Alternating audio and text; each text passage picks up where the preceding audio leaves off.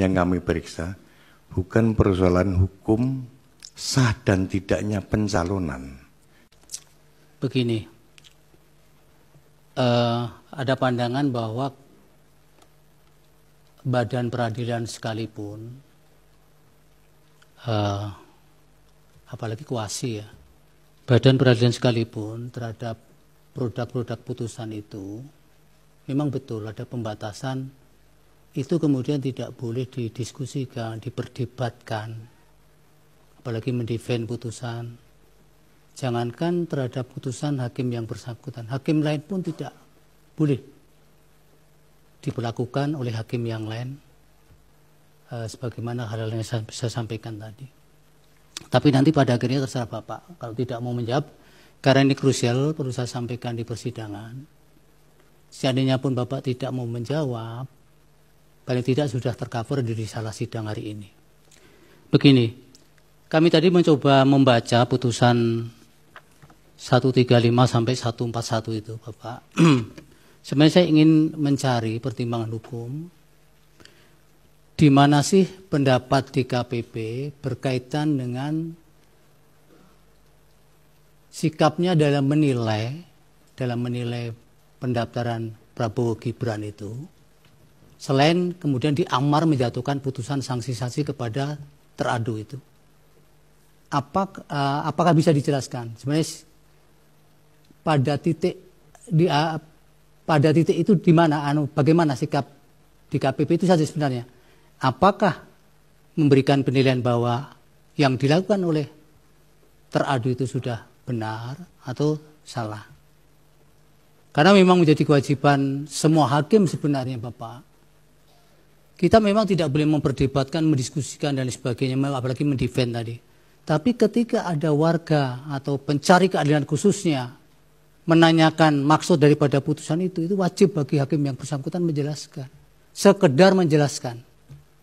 Bukan mendiskusikan dan kemudian apalagi memperdebatkan. Itu pantang, Pak. Mohon saya bisa diberikan penegasan. Mungkin Pak Dewa bisa. Saya kira karena ini juga persidangan, saya kira juga Bapak bisa mendapatkan protek tidak akan melanggar kode etik itu. Karena yang membutuhkan adalah Mahkamah Konstitusi, sebuah badan peradilan juga. Silakan Pak. Silakan Pak Ketua. Terima kasih Prof. Suhartoyo.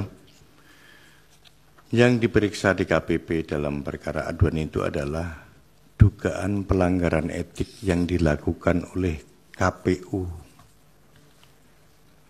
Dugaan pelanggaran etik yang kami periksa bukan persoalan hukum sah dan tidaknya pencalonan. Kami hanya meriksa ada enggak pelanggaran etik yang dilakukan oleh KPU ketika dia melakukan penanganan perkara itu. Putusan di KPP jelas ternyata ada pelanggaran etik. Tapi DKPP tidak membuat putusan hukum sah dan tidaknya pencalonan itu. Yang kita nilai ada enggak pelanggaran etik yang dilakukan oleh KPU. Apa yang dilanggar oleh KPU? Semuanya sudah kami tuangkan dalam putusan kami, Prof. Itu ada 2 poin paling tidak itu kan. Itu sudah kami tuangkan di dalam putusan kami. Jadi semata-mata adalah pelanggaran etik oleh KPU dalam menangani perkara dalam menerima pendaftaran Capres dan Cawapres. Sah dan tidaknya KPU memang melaksanakan putusan Mahkamah Konstitusi, itu kewajiban. Tapi dalam melaksanakan putusan Mahkamah Konstitusi, MK, juga KPU harus memperhatikan tata cara, memperhatikan pedoman administrasinya, harus diperhatikan agar tidak merugikan pihak lain.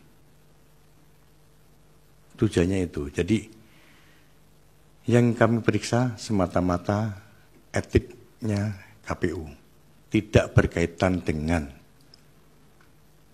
hukumnya.